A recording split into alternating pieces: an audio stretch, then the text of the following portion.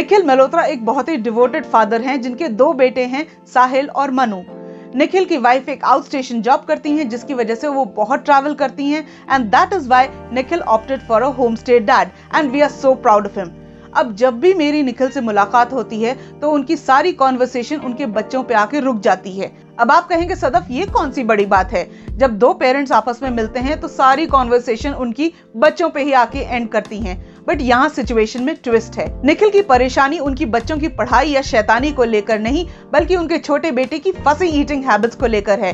He is a terrible फसी eater and on top of that he is lactose intolerant. इसका मतलब कि वो मिल्क और मिल्क प्रोडक्ट से बनी चीजों को टॉलरेट नहीं कर पाता and he is allergic to dairy products. तो जब मेरे पास समीना का ये मेल आया जिसपे इसी टॉपिक से रिलेटेड उन्होंने क्वेश्चन पूछा है तो फौरन मुझे निखिल का ध्यान आ गया और मैंने इमीडिएटली निधि साहनी से कांटेक्ट किया जो न सिर्फ एक डाइटिशियन है, न्यूट्रिशनिस्ट है, but also she is an expert on our show. So Nidhi, आपको सुनने से पहले let's read out what Samina wrote to us. Samina लिखती हैं कि वो राजकोट से हैं। She says, My son is 9 years old, but he is a very fussy eater. And on top of this, he is lactose intolerant. What diet should I give him so that he doesn't have any deficiency? Also, since he cannot have milk and any other dairy products, where can he get his share of calcium from? Please help. Samina, don't worry at all. And I'm not going to delay it further. So let's see what Nidhi has to say. Thanks Sadaf Rizvi for calling me on this show. Hi Samina, as a mother I can very well understand what the concern you have. अगर हम mother's की बात करें तो काफ़ी mother's से हमने यह सुना होगा कि उनका बच्चा फसी ईटर है और वह कुछ खाता नहीं है। अक्सर मदर्स बच्चे के पीछे पीछे खाना लेके भागती हैं, वह फिर भी नहीं टेस्ट करता। तो ऐसा क्या करें कि हम बच्चे की ईटिंग हैबिट्स को चेंज कर सकें? सबसे पहले तो अपने बच्चे का एक प्रॉपर फूड टाइम टेबल बनाएं। Make a proper time for your breakfast, mid-meal, lunch, evening snack and dinner. And try to keep a proper gap between the meals. Example, approximately 3 to 3.5 hours. जिसकी वजह से बच्चे का एक proper daily food routine बनेगा। साथ ही हमने अक्सर देखा है कि मदर्स को लगता है कि उनके बच्चे ने लास्ट मील प्रॉपरली नहीं ली तो वह उसको बीच बीच में मंचिंग के लिए कुछ दे देती है। कोशिश करें यह ना करें, जिसकी वजह से बच्चे का हाफ स्टमक फिल हो जाता है और उसको नेक्स्ट मील में प्रॉपर भूख नहीं लगती और हमें लगता है कि बच्चे ने प्रॉपर खाया नहीं है। तो try to make a proper routine of main meal, example breakfast, lunch and dinners. कोशिश करें कि जो हम खा रहे हैं, जो पेरेंट्स खा रहे हैं और जो ग्रैंड पेरेंट्स खा रहे हैं वही बच्चे की प्लेट में भी आप सर्व करें। अक्सर आई हैव सीन दैट कि if the father is not used to all the vegetables और द फादर और mother is a fussy eater, वह सब्जी या दाल उनके घर में बननी बंद हो जाती है, जिसकी वजह से बच्चा उस वेजिटेबल की या मेन वेजिटेबल्स की टेस्ट डेवलप नहीं कर पाता और बच्चा भी उस वेजिटेबल से इंट्रोड्यूस नहीं होता है। तो try to change your eating habits also so that you can develop your child eating habits properly. But फिर भी अगर आपको लगता है कि आप सब कुछ खाते हैं और बच्चा फिर भी नहीं खा रहा है तो try to include those things in different form. Example, अगर हम घिया की बात करें, लौकी, तो हम उसको अलग अलग तरह से बच्चे को दे सकते हैं। अगर बच्चा घी की सब्जी नहीं खाता तो कोशिश करें उसको बॉईल करके पेस्ट बना के आटे में गूंद दें ताकि बच्चे में प्रॉपर न्यूट्रिशन जाए, या फिर उसको खिचड़ी में ऐड कर दें घिस के, अगर बच्चा खिचड़ी खाता है। ओट्स, दलिया, पोहा खाता है तो वो उसमें इंक्लूड कर दे। अगर बच्चा दाल का चिल्ला खाता है तो घिस के वेजिटेबल्स को उसमें ऐड कर दे। बच्चे की मील को थोड़ा इंटरेस्टिंग बनाने की कोशिश करें। एग्जाम्पल, अगर वह दाल नहीं खा रहा या दाल खा खा के बोर हो गया है या पहले खाता था अब खानी छोड़ दी है, तो कोशिश करें दाल को अलग फॉर्म में देने की। Example, if he is not taking dal as dal, just try to give him dal का चिल्ला, द सेम दाल इडली और दाल का ढोकला। एग्जाम्पल, राइस का पोहा, राइस के मुरमुरे, राइस का पुलाव, राइस विद दाल और राइस विद दही का तड़का एक्सेट्रा।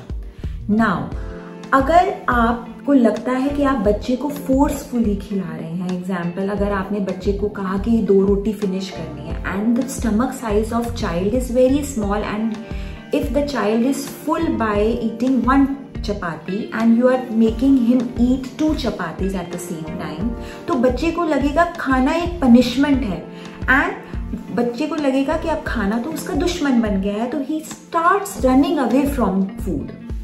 तो ऐसा ना करें, बच्चे को जितनी भूख है उतना ही खिलाएं। जब भी उसको भूख लगेगी वो खुद डिमांड करेगा।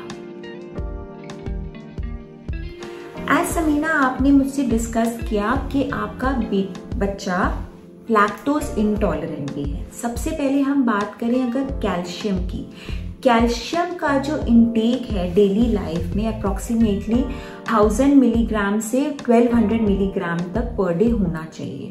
और अगर हम दूध की बात करें, अगर हम 1 ग्लास दूध पीते हैं तो अप्रोक्सीमेटली हमें 300 मिलीग्राम ऑफ कैल्शियम उससे मिल जाता है। तो अगर हम 2 ग्लास दूध और 1 कटोरी दही खा रहे हैं दिन में, तो we are completing our daily requirement of calcium by taking all these things. But अगर आपका बच्चा लैक्टोज इंटॉलरेंट है तो आप कैल्शियम कहाँ से दें उसे? सबसे पहले लैक्टोज इंटॉलरेंस होता क्या है? लैक्टोज इंटॉलरेंस वो होता है जब हमारी बॉडी की कैपेबिलिटी टू डाइजेस्ट लैक्टोज खत्म हो जाती है या लो हो जाती है। हमारे बॉडी में लैक्टेज करके एक एंजाइम होता है, फिर लाइफ में किसी भी टाइम या फिर बाय बर्थ बॉडी में कम हो जाता है, जिसकी वजह से बॉडी लैक्टोज को डाइजेस्ट करना बंद कर देती है। तो अक्सर देखा गया है कि 95% केसेस में जो लैक्टोज इंटॉलरेंट है वो दही डाइजेस्ट कर लेते हैं, तो थोड़ा उनको कैल्शियम दही से भी मिल जाता है। बट जो कंप्लीटली लैक्टोज इंटॉलरेंट है वो कोई भी milk and milk product digest नहीं कर पाते। और बच्चे की केसेस में हमें बहुत परेशानी आती है क्योंकि बिकॉज जो बच्चे रेलिश करते हैं, एग्जाम्पल घी, चॉकलेट्स, आइसक्रीम्स, समटाइम पास्ताज, उसमें बहुत सारे milk and milk products use होते हैं जो उसको टेस्टी बनाते हैं। एंड अगर वह ये डिशेस खाते हैं तो उनका स्टमक अपसेट हो जाता है, वॉमिटिंग हो जाती है, नॉजिएटिक फील करते हैं, तो लैक्टोज इंटॉलरेंट की वजह से वह ये डाइजेस्ट नहीं कर पाते। तो एज अ मदर ये सोचना ठीक है कि आपके बच्चे को न्यूट्रिशन कहाँ से मिले, कैल्शियम कहाँ से मिले। अगर हम देखें तो 90% of our population is vegetarian, जिसकी वजह से B12, विटामिन B12 जो है हम मिल्क एंड मिल्क प्रोडक्ट से ही ले सकते हैं। तो जो लैक्टोज इंटॉलरेंट है और वेजिटेरियन है तो उनमें 90% केसेस में विटामिन B12 की डेफिशिएंसी होना पॉसिबल है, तो इसके हमें सप्लीमेंट्स ही लेने पड़ेंगे। अगर हम कैल्शियम की बात करें तो मार्केट में there are so many things which are fortified with calcium.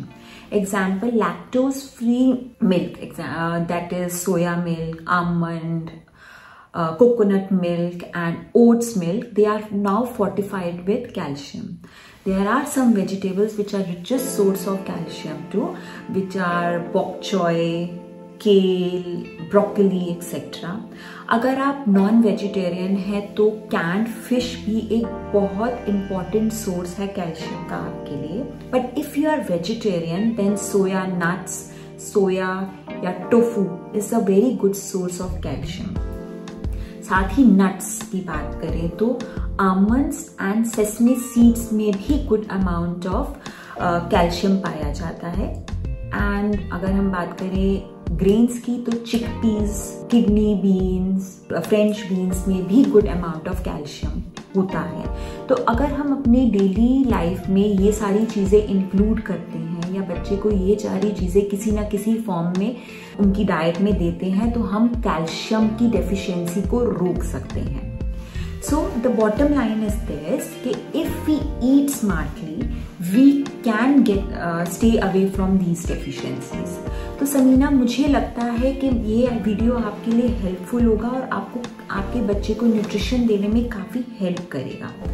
Thank you so much Nidhi for that valuable advice, and I'm sure Samina you would have got an answer to your question, and I'm going to share the link of this video with Nikhil.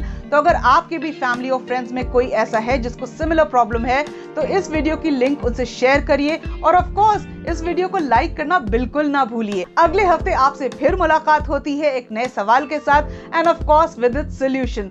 So till we meet next time again, please don't forget to subscribe to our channel.